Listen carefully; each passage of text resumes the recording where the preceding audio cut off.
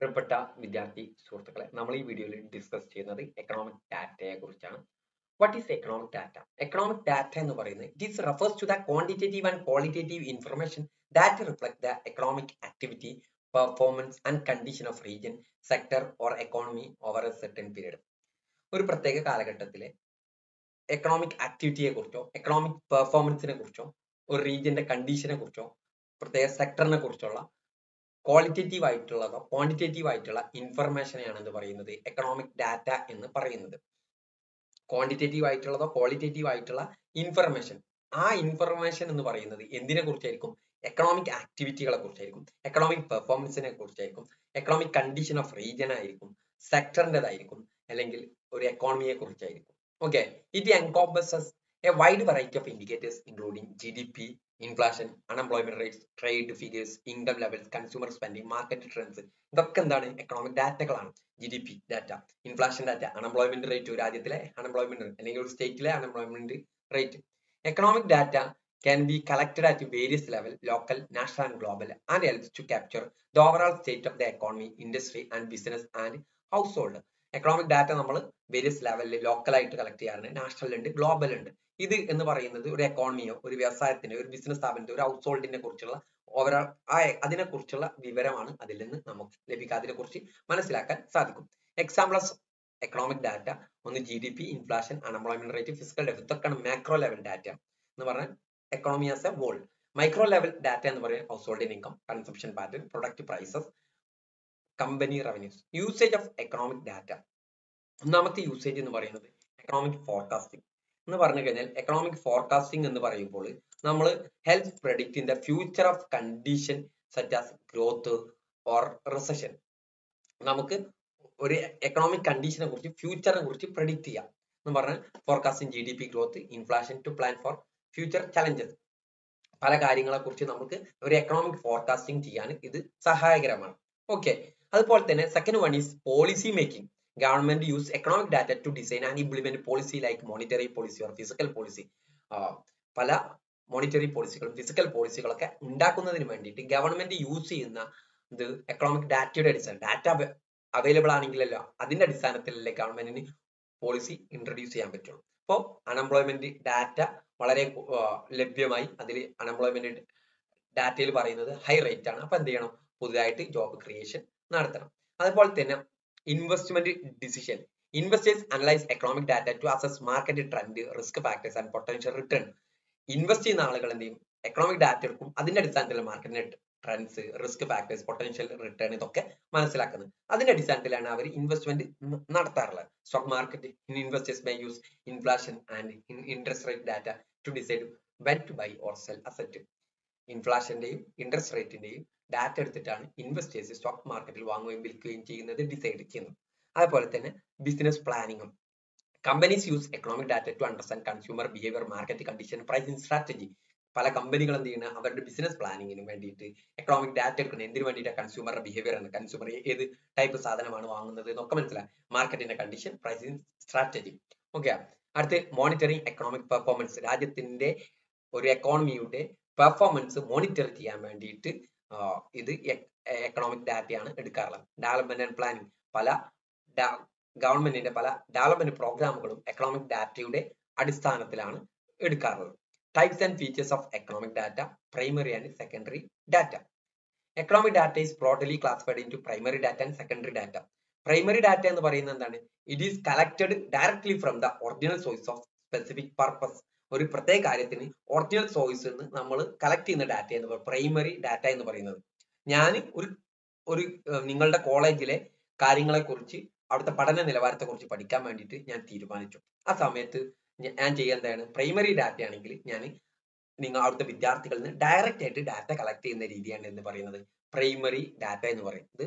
First hand ഡാറ്റയാണ്. It involves gathering data first hand through surveys, experiment, interview or observation.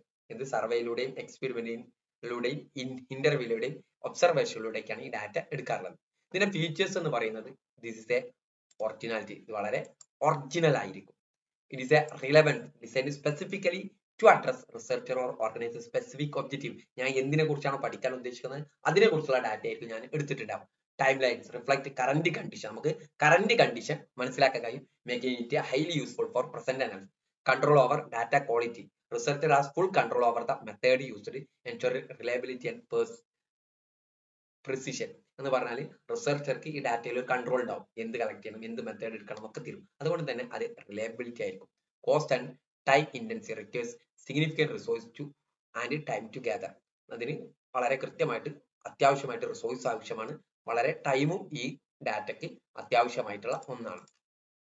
ഇനി അതിനൊരു ഉദാഹരണം പറയുകയാണെങ്കിൽ surveys on consumer spending habit, interview with small business owners and on challenge faced, അങ്ങനെ പല data. Secondary data എന്ന് പറയുന്നത് already collect ചെയ്ത data നമ്മൾ ഡാറ്റ എടുക്കുകയാണ്.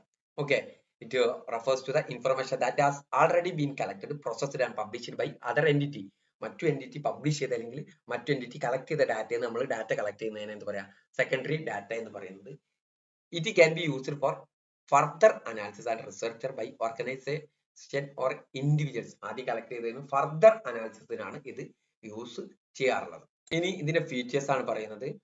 Readily available, accessible through report publication online source. അത് റെഡിലി ആയിട്ട് അവൈലബിൾ ആയിരിക്കും. ഞാൻ ഒരു കാര്യത്തെ കുറിച്ച് പഠിക്കാൻ ഉദ്ദേശിക്കുകയാണെങ്കിൽ അപ്പം തന്നെ ഡാറ്റ അത് അവൈലബിൾ ആയിരിക്കും.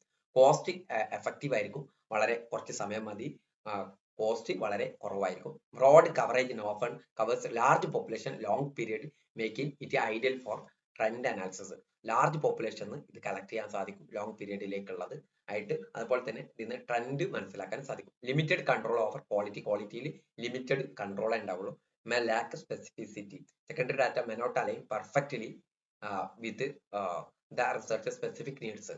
റിസർച്ചിന്റെ സ്പെസിഫിക് നീഡ്സിനുള്ള വളരെ കൃത്യമായിട്ടുള്ളതാവണമെന്നില്ല. ഞാനിപ്പോ നിങ്ങളുടെ കോളേജിലെ വിദ്യാർത്ഥികളുടെ പഠനത്തെ കുറിച്ച് പഠിക്കാൻ ഉദ്ദേശിച്ചാൽ ചിലപ്പോൾ എനിക്ക് നിങ്ങളെ കോളേജിൽ നിന്ന് കിട്ടുന്ന ഡാറ്റ എന്തായിരിക്കാം, അവിടുത്തെ +2 മാർക്കോ അങ്ങനെ എന്തായിരിക്കും. അപ്പൊ കറന്റ് ചിലപ്പോൾ ലഭിക്കണമെന്നില്ല. Government report on GDP, inflation, employment അല്ലെങ്കിൽ പബ്ലിഷ്ഡ് റിസർച്ച് പേപ്പർ എന്നൊക്കെ നമ്മൾ എടുക്കാറുണ്ട്. മാർക്കറ്റ് റിസർച്ച് റിപ്പോർട്ട് എന്നൊക്കെ എടുക്കാറുണ്ട്. ഇനി പ്രൈമറി ഡാറ്റയും സെക്കൻഡറി ഡാറ്റയും തമ്മിലുള്ള കമ്പാരിസൺ ആണ് പറയുന്നത്.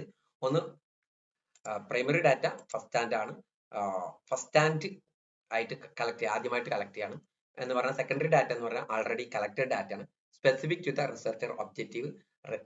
ഇതെന്ന് പറയുന്നത് പ്രൈമറി ഡാറ്റ എന്ന് പറയുന്നത് റിസർച്ചർ എന്താണോ അദ്ദേഹത്തിന്റെ ലക്ഷ്യം അതിനനുസരിച്ചുള്ളതായിരിക്കും.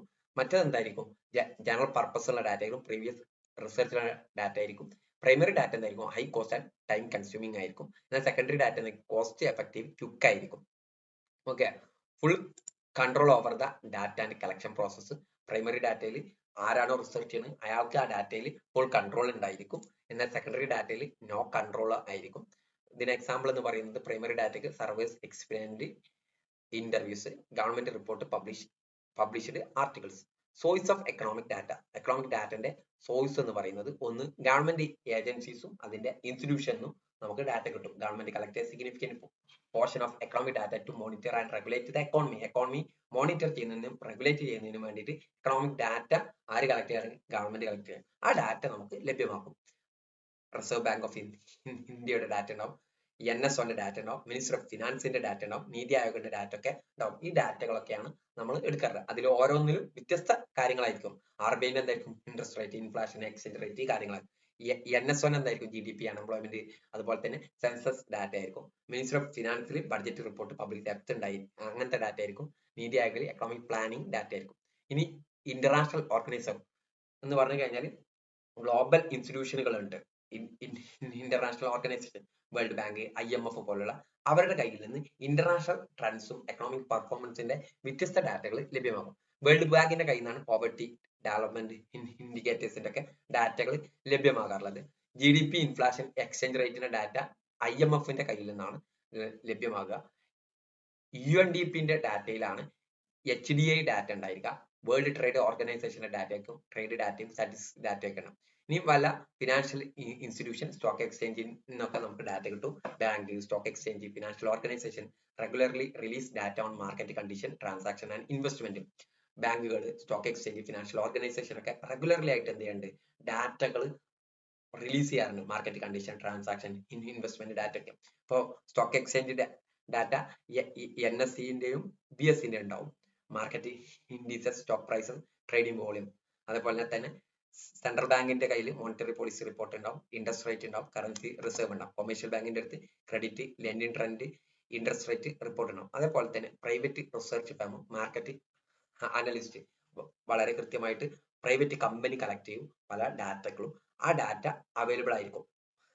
മാർക്കറ്റ് ട്രെൻഡ്സ്, കൺസ്യൂമർ ബിഹേവിയർ, ഇതൊക്കെ അറിയാൻ ഇത് ഉപയോഗിക്കാറുണ്ട്.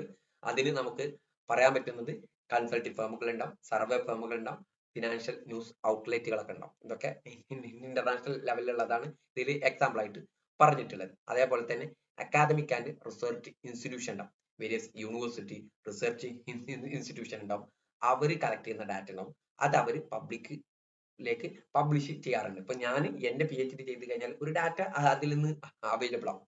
അങ്ങനെയുള്ള ഡാറ്റകൾ അവൈലബിൾ ആയിരിക്കും. നമുക്ക് പറയാൻ പറ്റുന്നത് ICAR, IER, അതേപോലെ തന്നെ ICSSR, national institute of economic and social science, ഇവരുടെ കയ്യിലൊക്കെ ഡാറ്റ ഉണ്ടാവും. ഇനി സർവേ ആൻഡ് റിപ്പോർട്ട്, വ്യത്യസ്തമായിട്ടുള്ള സർവേകൾ ഉണ്ടാവും, എക്കണോമിക് സർവേകൾ ഉണ്ടാവും. അതിൽ നിന്ന് ഡാറ്റകൾ നമുക്ക് ലഭ്യമാകും. റിസർച്ച് ഇൻസ്റ്റിറ്റ്യൂഷന്റെ ഡാറ്റ ഉണ്ടായിരിക്കും. അതിൽ നിന്നൊക്കെ നമുക്ക് പല ഡാറ്റകൾ അവൈലബിൾ ആയിരിക്കും. Economic survey of India, labour market survey, house hold income and expenditure survey, ഇങ്ങനെയൊക്കെയുള്ള ഡാറ്റകൾ ഉണ്ടാവും. ഇനി ഡിജിറ്റൽ ആൻഡ് ഓൺലൈൻ പ്ലാറ്റ്ഫോമിൽ നിന്ന് അവൈലബിൾ ആകുന്ന ഡാറ്റകൾ ഉണ്ടായിരിക്കും. ഡിജിറ്റൽ പ്ലാറ്റ്ഫോമിൽ പല ഡാറ്റകളും അവൈലബിൾ ആയിരിക്കും. ഇതൊക്കെയാണ് നമുക്ക് പറയാൻ പറ്റുന്ന എക്കണോമിക് ഡാറ്റയുടെ സോഴ്സ് എന്ന് പറയുന്നത്. ഇതിൽ നിന്ന് കാര്യങ്ങൾ മനസ്സിലായിട്ടുണ്ടാവും എന്ന് കരുതുന്നു. Okay, thank you.